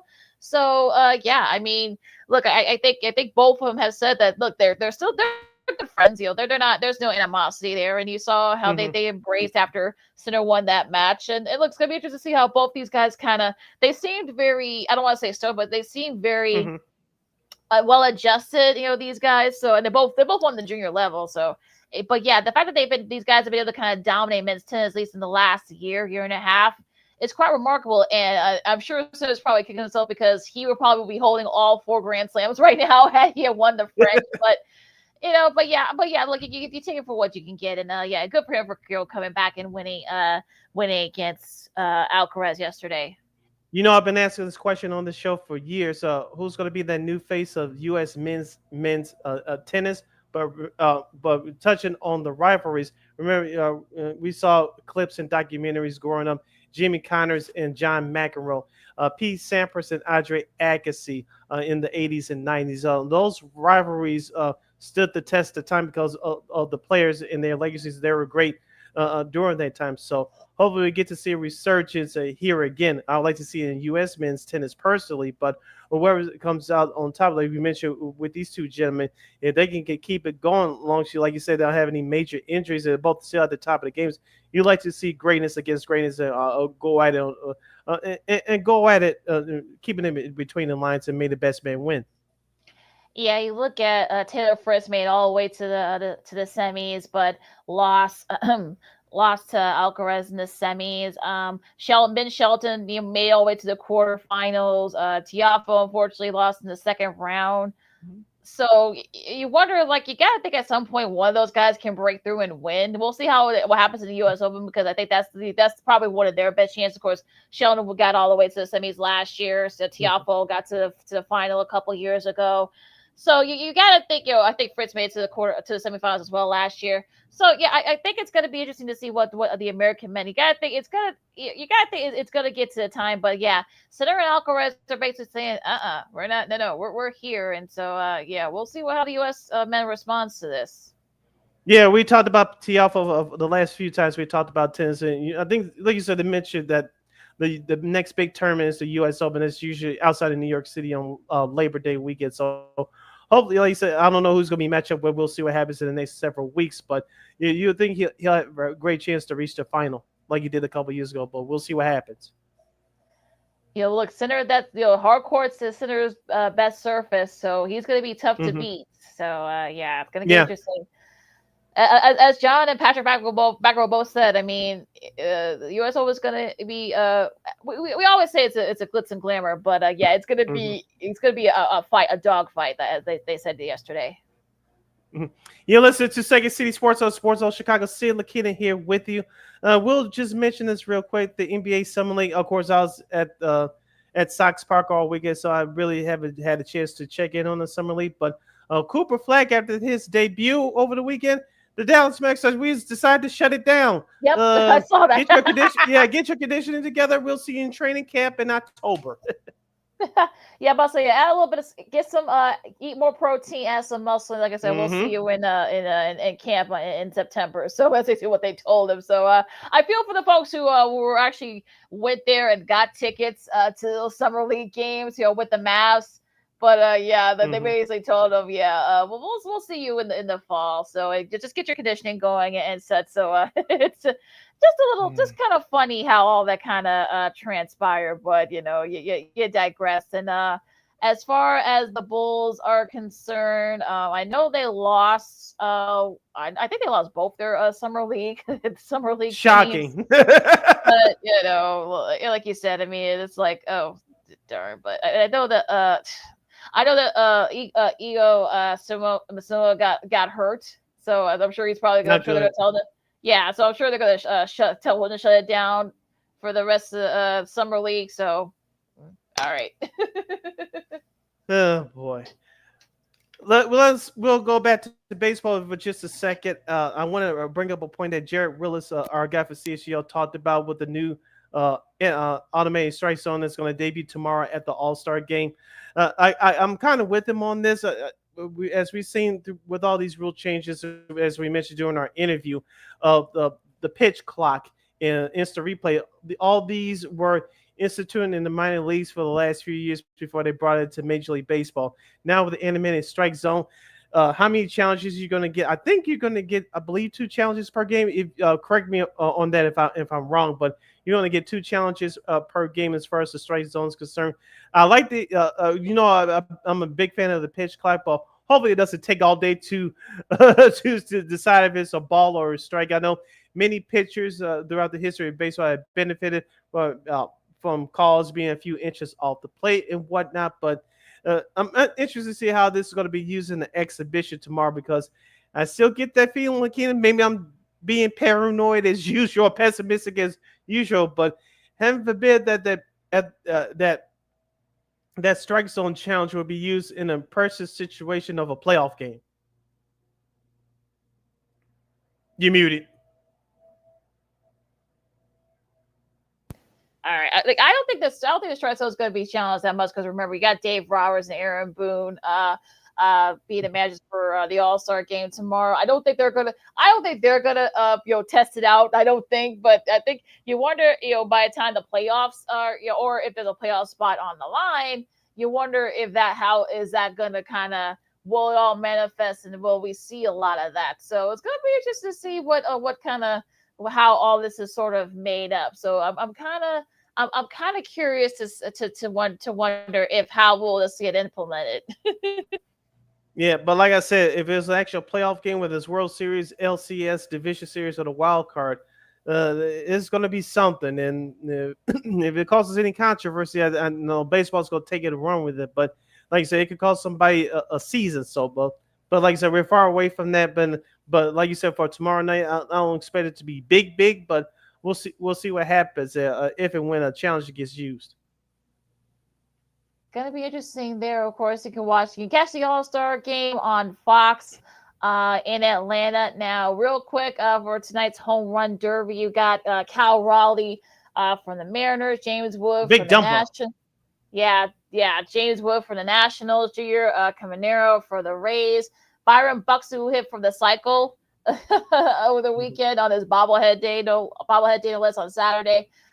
Brent Rocker from the A's, Matt Olson, the hometown guy for Atlanta, Chad Chisholm Jr. for the Yankees, and O'Neill Cruz for the Pirates. Who do you think wins? I say Brent Rooker of the Oakland Athletics of Sacramento, as we call them on the show. I like the way he's been swinging the bat. He has great pull with that fastball. He can lift it out definitely into left field. But I'm interested to see what Matt Olson does, because there's a lot of pressure going to be on him, because I know even though his teammate Ronald Acuna Jr. is not going to be in it, Matt Olson knows that park very well, because he definitely has a great pull on his fastball as well in that chop shop area out there in right field. Get ready, folks, for those of you that be sitting out there tonight. You know, catch a few long ones. So I'm interested to see what Matt Olson does for the hometown Braves tonight. I think it could be between him and Rooker if they reach the finals. That'll be something interesting.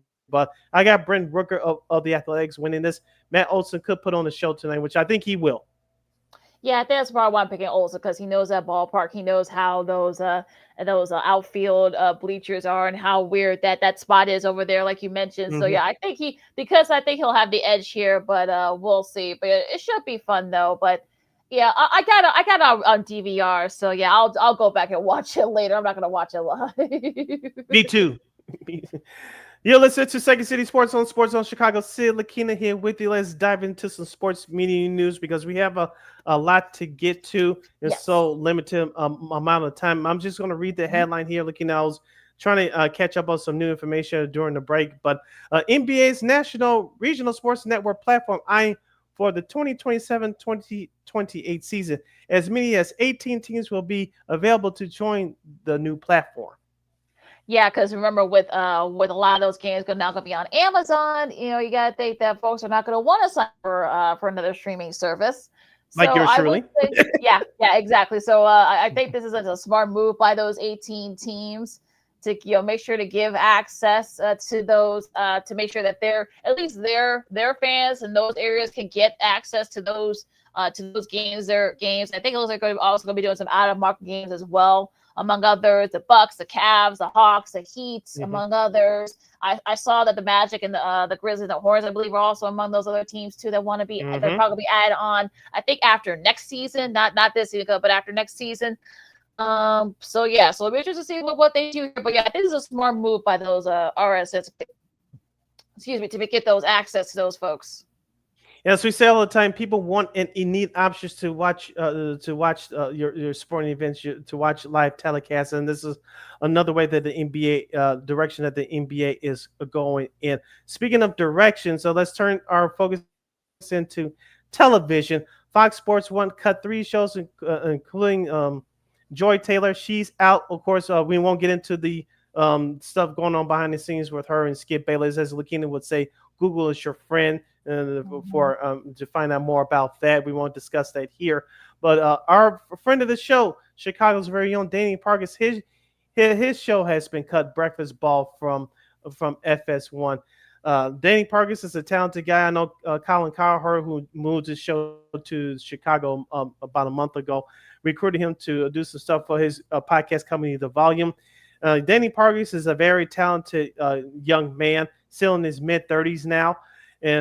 And I cannot see him being unemployed for long. Will he pop up on another television show somewhere? I don't know. Do I think he's going to return to the score anytime soon? I doubt that. but he's too talented. He's going to find work somewhere. Maybe he can start his own show on The Volume. I don't know, but Parkins is too talented and too nice of a gentleman to be out of work for long.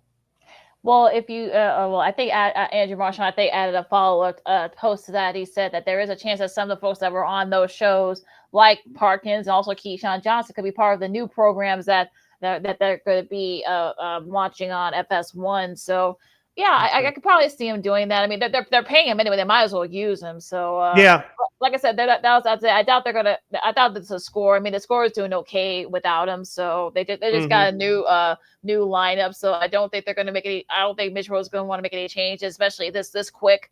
I doubt that's gonna happen. So yes, I say you might as well. They're probably gonna use him again. And look, the FS1 shows are just not very good. So so to say the least. Yeah. Go ahead. No. Just want to finish this point. That I would say he might still be a FS1. They're always gonna put him on another show, I think. Yeah, I know that. I saw a tweet from my guy Jeff Agris from the Chicago Sun-Times, saying, well, someone put it lightly in one of the tweets that he retweeted that those shows that got canceled, they were struggling mightily in the ratings, so they weren't very good. I don't want to put this dumb question out there, but I'm going to, just for the sake of time. Is this the end of TV debate shows? We see a whole bunch of them on ESPN. Fox Sports, they're doing well with First Things First, which I watch occasionally. But outside of that, there are other shows like they Speak. I like Paul Pierce personally. I know he's blown up on the other side of YouTube with his own show, but it just hasn't worked. Of course, now, with them giving Skip Bayless a boot over a year ago now, they suffered and tried to put a midday lineup together to rival First Take, or First Vegas, I call it, on ESPN. Is it the end? The end of embrace debate shows? Because to be honest with you, LaKeena, when you oversaturate the market with stuff like that, it gets tiresome real quick, and that market it becomes spoiled and rotten. And looks like this is what we're seeing here. Yeah, it's kind of interesting, about that. They try like different ways to kind of like compete with First Take. It hasn't worked, so.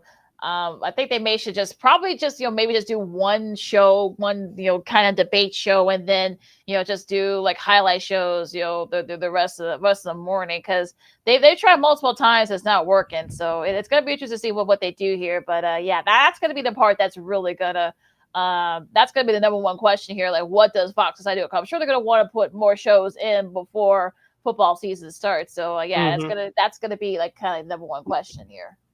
I know Colin's show is doing very well, obviously, on FS1. I know they had the facility. I think I checked it out a couple of times. Like, it was all right, but nothing to write home around with the former NFL players, with Emmanuel Acho and Chase Daniel, among others, on that show. But outside of First Things First, the FS1 is really struggling to find shows that rival First Take on ESPN. So we'll see what happens, as you mentioned, with the potential shows there that should be forming.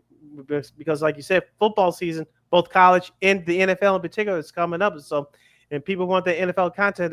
That's what drives sports talk radio right now, both locally and nationally. Then everything else falls into line after the NFL. So we'll see what FS1 does here between now and the start of the regular season in September. To be continued here now. Saying with football, Greg McElroy from ESPN said that a person in the know believes that Nick Saban will return to coaching at some point. Why? I mean, okay. He actually added that he said it during SEC media days down in Atlanta as we speak, and I guess he said that if it wasn't for someone that was notable, I wouldn't have said a word. That's what he says. Those are his words, not mine. But I think one of the reasons why he retired was I'm talking about Saban retire was because of the NILs. He already said that he didn't want to deal with that. Well, maybe he really wants to deal with it. I mean, he's 73, so I know he doesn't look 73, but he is 73 now. Mm-hmm. So that might be age-wise, that might be a little bit much here. And plus, for what his wife Terry says, some of the stuff that she said about after he retired about the NILs, that's not going to go over well with a lot of these younger recruits. So I can't imagine. And plus, he's doing just fine over at ESPN. He actually looks like he's having fun. He's actually pretty engaging, very funny. So I can't imagine wanting to go back to coaching, but that's just me. Yeah, like we talked about before, Nick Saban is an engaging personality, which many people didn't see on camera when he was coaching. And like we said before, he seems pretty comfortable in front of that camera. And at his age, why would you deal with something like that? You already have the championships as far as college. You don't need the NFL. You don't need the NFL, even though you struggled there as a Miami Dolphins head coach. But there's neither here or there. But you got to accomplish what you want to accomplish in your coaching career. Enjoy your life. Enjoy your family. You earned and deserve it. You worked all these years to get out of it for 1 or 2 years. As you mentioned, the landscape of college sports has changed forever. Where he's going to go back to 1 or 2 years to get sick of it even more and perhaps ruin his legacy, I don't see him doing that at all. Not at all. Yeah, I'm sure there's going to be a lot of pressure on him to want to comment on this. So we'll see if he does this week. Down there as the New Year Days out. See with the college football theme. Well, actually, this one's going to be going to in NFL. Allison Williams. They made the announcement. Fox did that. They made the announcement that that she's she's going to be going not the actual Allison Williams, but the sports consignment board Allison Williams. She is going to be submitted to the role of the NFL replacing longtime Fox side reporter Laura Oakman for the NFL coverage. Yeah, she did. I remember her at ESPN. She did great work with the NBA and college football for those years. Of course, she did great work when she went to Fox Sports with their college basketball and college football coverage. So her stepping back into to the NFL, she's going to do a great job, and this will be a great addition to the NFL on Fox. So congratulations to her. All right. I know there were a couple. Any other sports media news? No, I think I saw a couple other stuff here. None from my end. Maybe I thought you had one or two from your end, but definitely nothing from my end. That's what I'm trying to look for here. Let me see. Oh, well, here's one thing we wanted to mention. Jay Harris, who had a health challenge from ESPN, he came back over the weekend to anchor Sports Center on ESPN. Yay. Nice to see him back, and hoping he continues on a road to a great recovery after his recent cancer scare. So great to see him back on television.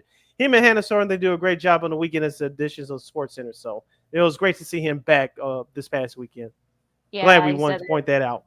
Yeah, he's definitely. He said he got the all clear from the doctors. He said he's on the road to recovery. So, it's good to see him. He looks good. So, continuing the recovery time here for recover from cancer. So it was great to see him yesterday. Sounded great. Now, as far as the Brian Windhorst, time at ESPN is saying with them, it could be winding down because according to Ryan Glass-Steagall from Front Office Sports, both Windhorst and Malika Andrews are in their final year of their current contracts with their deals set to expire after this season. They hope to keep them both, but it looks like there are currently no negotiations, especially on Windhorst's end. So, interesting development here. Well, ESPN lost Adrian Wojnarowski about a year or so ago, and Shams Charania, who they picked up in his place, has done a tremendous job at ESPN. Brian Windhorst could be expendable. Malika Andrews, you know the stories both in and out of what her situation was, how she came to prominence during the prior to coming to ESPN with their NBA coverage. As we said before, LaKeena, you look at the rosters of NBC and Amazon coming this fall. So should one or both of them leave? If they're valuable to one of those networks, they'll be scooped up very quickly. Going to be very interesting here. Now, NBC actually has made another hire. They're hiring Warriors broadcaster, Hawks front office exec Grant Liffman to analyze deals and team finances as part of its new NBA broadcast lineup. So they're going into the number side here with this one. So a nice hire for them as well. So it'll be interesting to see what happens with this. But I mean, to be continued with that. So and plus inside the NBA, they may not need her. I'm talking about Malika Andrews. They may not need her for that. So she could be expendable too. And they got ESPN's got Shams Charania. So I don't know. Yeah, we'll see what happens with them. You're listening to Second City Sports on Sports Zone Chicago. See LaKeena here with you. All right, LaKeena, it's that time of the show on Mondays. We like to send you guys out into your week in good faith and upbeat in style, as we call Old School TV Monday. And for this week, we remember this show on UPN, LaKeena. It debuted in 1996. You had the late great James Avery from the Fresh Prince of Bel-Air. You had Robin Givens, head of the class, which I think we did that show on Old School TV Monday a couple of years ago. You had Miguel Nunez Jr., a very underrated, talented actor. They had, and Kim Whitley, they had a TV series called Sparks. That's right. Sparks was a television show that debuted on the UPN network from August 26th of 96 until March 2nd of 1998. The series starred James Avery, Robin Givens, Terrence Howard before he went to movies, Miguel Nunez Jr., Kim Willie, and Arif S. Kitchen. The sitcom was set in Los Angeles, California, and it was about everyday lives of a family of lawyers running a family-owned law practice. The reruns of the show aired on BET in the late 90s. The show starred James Avery as Alonzo Sparks, a lawyer running a family law firm with his sons Maxie, played by Miguel Nunez Jr., and Greg, played by Terrence Howard, in inner city Los Angeles. Yeah, I remember a few episodes from the show. I think most of the episodes were on YouTube, but yeah, it was definitely one of those shows where it kind of gave you kind of like the little behind the scenes, trials and tribulations of the the sort of that kind of the family dynamics in the law firm and such. So and to their credit, though, I mean they did do they did do it in a funny way, but it was kind of, I don't want to say it was reckless, but I think the first season was solid, but the second season kind of went blunt. I think I kind of tuned out about a third through the second season. That's probably why it was canceled after that. So yeah. But it's on Plex, so if you have Plex, it's free. So if you got Plex, you can download that. You can watch the episodes there on their on demand part of their channel. But Sparks was still, it had its moments. I think Sparks did. What do you think?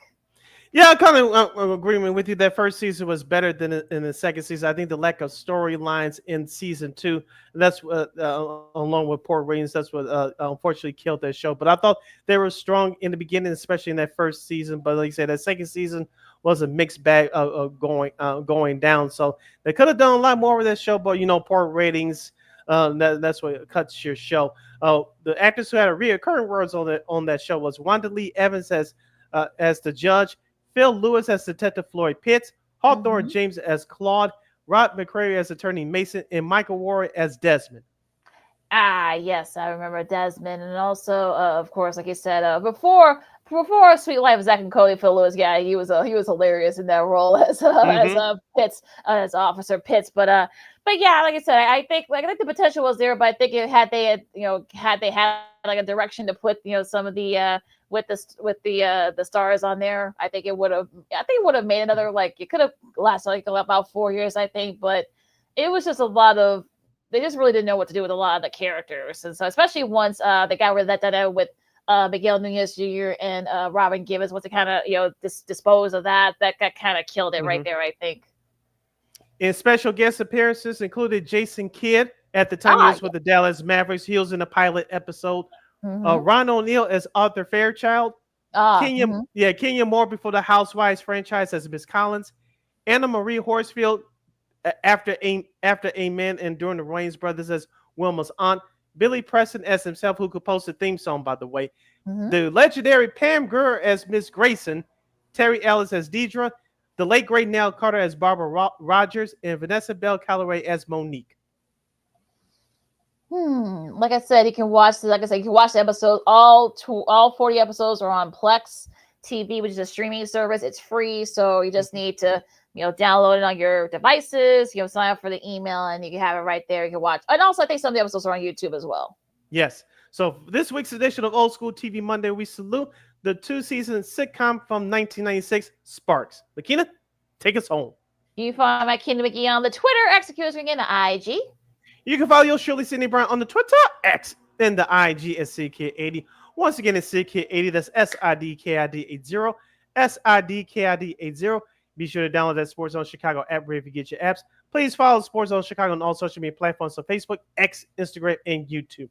Please subscribe to our podcast. We're located at Warm Media Podcast. That's WARR Media. Excuse me, PODCASTS. We are on all podcast platforms, including the iHeartRadio app.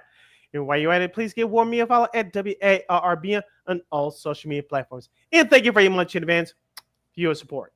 Like, share, subscribe, and tell your friends. Be sure to catch Second City Sports live in the living color every Monday, every Friday from 12:15 to 2:15 p.m. Central Standard Time, right here on Sports Zone Chicago. One more again, as the kids would say.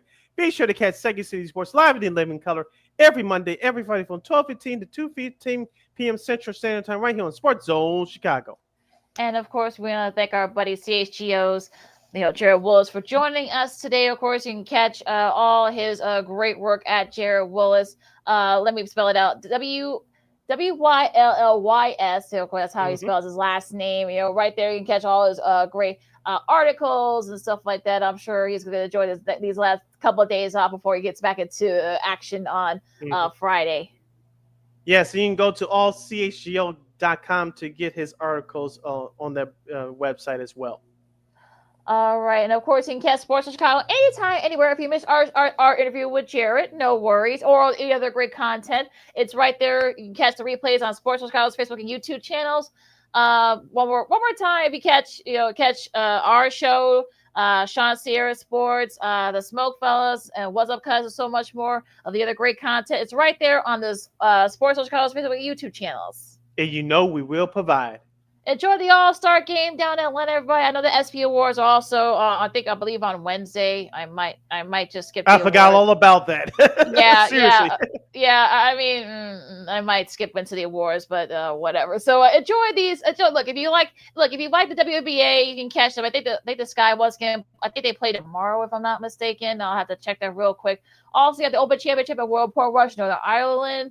Rory's probably one of the favorites. You can catch that starting this Thursday on NBC's family of networks and so much more. Oh, yeah, the Sky plays tonight against the Lynx, Minnesota Lynx. So we'll see. I'm sure the Lynx want to get their revenge, I'm sure, because they beat them last time they played. So I'm sure they're going to want their revenge there. So enjoy, the summer league if you're into that, the baseball, all that stuff. For Sid, I'm LaKeena. Stay cool out there. Stay safe. This has been Second City Sports on Sports of Chicago. And we'll see you guys on Friday. Holla!